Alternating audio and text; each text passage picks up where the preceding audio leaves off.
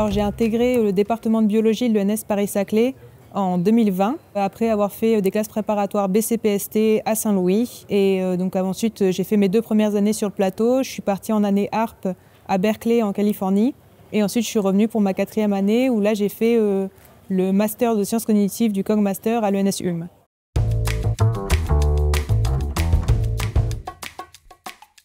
Je savais ce que je voulais faire quand je suis entrée à l'ENS, parce que quand j'avais 14 ans, j'ai découvert les sciences cognitives et dès lors, j'ai voulu du coup intégrer les ENS pour ensuite pouvoir faire de la recherche en sciences cognitives.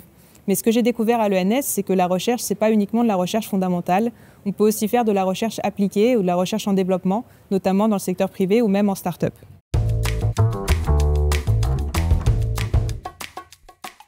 Alors le prix de la recherche, il concerne l'ensemble des projets de recherche que j'ai réalisés lors de ma scolarité à l'ENS, donc à la fois en L3, M1 et M2. Et j'ai participé aussi à des projets de start-up, donc notamment avec l'Université Paris-Saclay, où j'ai gagné des concours en medtech avec des start-up qui visaient à favoriser le développement de nouvelles technologies en routine clinique.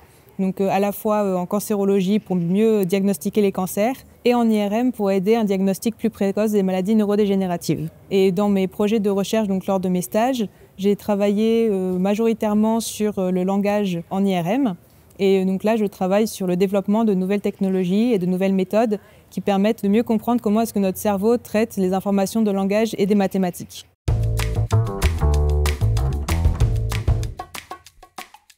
Alors actuellement, je suis en thèse, donc à Neurospin. Je travaille sur les aires cérébrales qui s'activent pour le langage et les mathématiques chez des adultes et notamment qui ont un niveau très varié en mathématiques pour essayer de mieux comprendre comment s'implémentent les mathématiques dans le cerveau.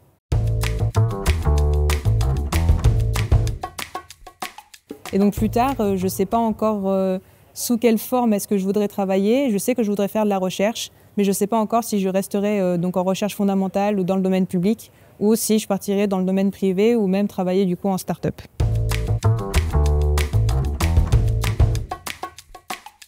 Alors, ce qui est très marquant à l'ENS, c'est que moi, du coup, je suis arrivée en 2020, donc c'était la première année sur le site de Paris-Saclay, donc je n'ai pas connu le campus de Cachan. Mais ce que j'ai pu remarquer, c'est avec l'ensemble des écoles qui sont arrivées sur le plateau, on peut découvrir 2 profils bien différents des nôtres et donc d'autant plus élargir nos connaissances. Et une autre chose qui me reste en mémoire sur l'ENS Paris-Saclay, c'est toutes les activités sportives parce que je faisais partie des Coyotes, donc l'association féminine de rugby de l'ENS Paris-Saclay. Donc j'ai de très bons souvenirs sur ces entraînements avec les Coyotes.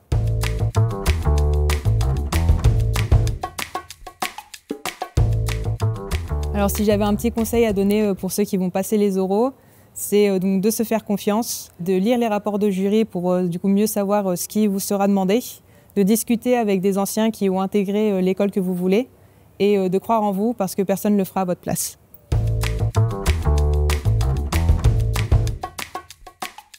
Alors enseignement et recherche ou enseignement ou recherche, il est vrai que là je donne actuellement des cours à l'Université Paris-Saclay, donc en enseignement. Mais l'enseignement, c'est comme pour la recherche, ça peut se faire sous plein de formes différentes.